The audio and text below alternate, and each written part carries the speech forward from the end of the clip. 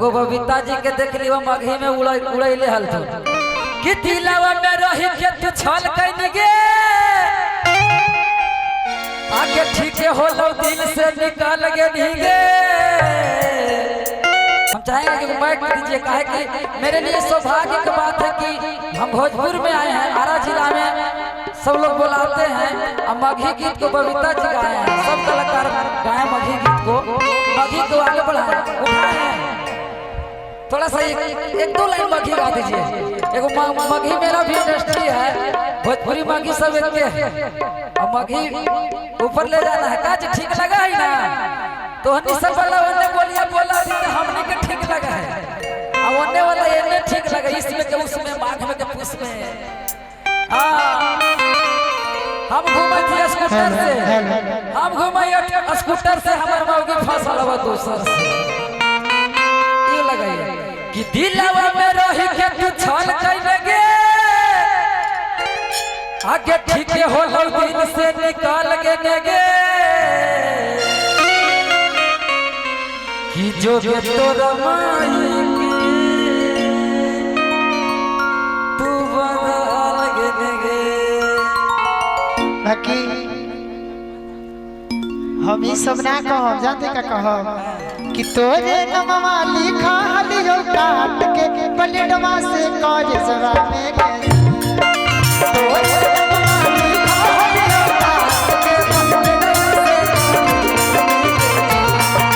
तोरे नमवा लिखा हलियो काट के अरे तोरे नमवा लिखा हलियो काट के पलटवा से काज सवा में गए।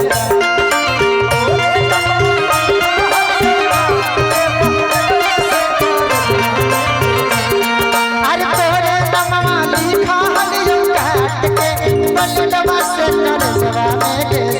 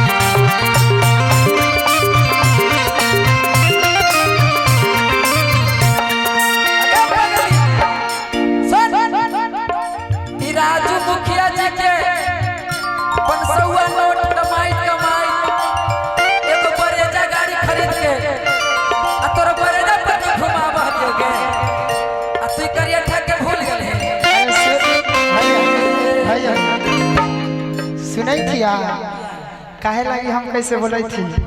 ठीक तो बोले थी।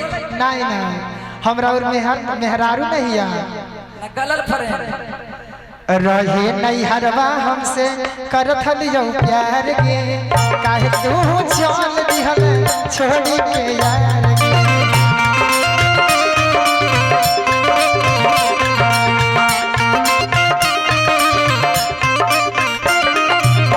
रहे नहीं हरवा हमसे करत हलियो प्यार गे आज काहे चल दिहल छोड़ी के यार गे।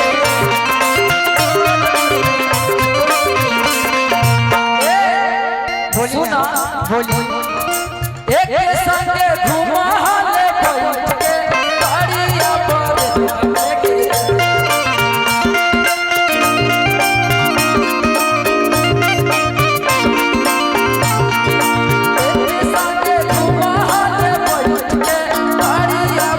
सी कहली भैया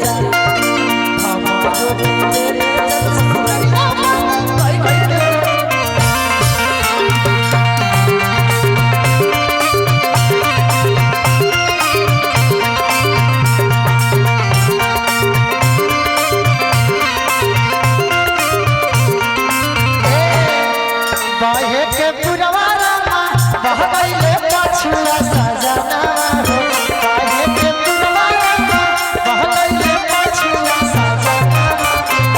कहले सी कहली भैया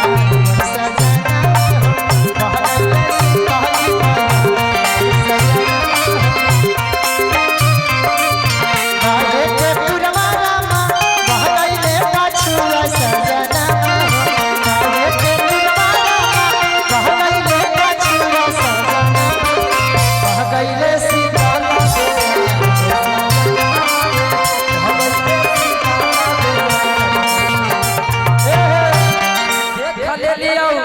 चाहिए हल्ला करे देखिए कोई गाना सुन रही है जैसा सोचिएगा वैसा होगा। मान लीजिए कि आम का पेड़ है, हाँ आम आप तोड़ लिए, अच्छा हमारा गांव घर में कहता कि अच्छा हम देख ले बानी हम रोक के देने तो हम कहते तो वही लेके कहा है चुप चुप चुप तू ले ले माने तू बांट ले कि आगे देख ले लिया चाहिए हल्ला करे कोई डंडा गीत नहीं जैसा सोचिएगा वैसा होगा। हाँ हम तो बताए कुछ तोड़ लिया चुरा लिया ककड़ी खीरा कुछ तो हमरो के दान तो हम कहते कि देख ले लिया जाही हल्ला करे आप अपना मुंह से कहते हाँ चुप चुप चुप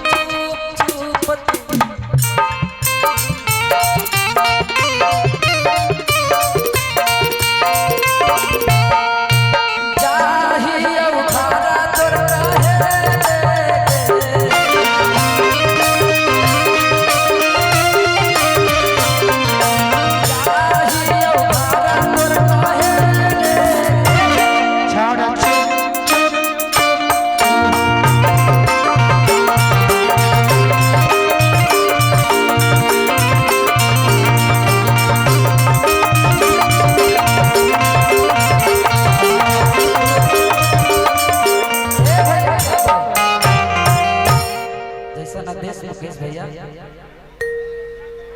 हाथ लगा दीजिए। बहुत बहुत धन्यवाद भाई के लिए ताली बजा दीजिए जोरदार और इंटरटेनमेंट के ख्याल से गाए और इनका अपना एक अलग क्वालिटी है वो क्वालिटी को इन्होंने पेश किया बहुत बहुत शुक्रिया। अगले राउंड में भी रुकना है प्रसाद पाना है। अब मैं बता दूं आरा जिला में आके गाना गावे कोई बोलते रे आरा जिला वीर कुंवर सिंह की धरती है और आप सब प्यारे भाई का धरती है।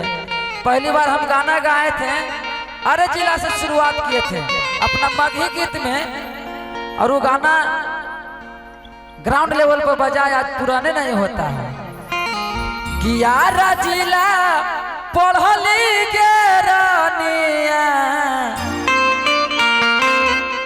अनाही लगलऊ के नो करिया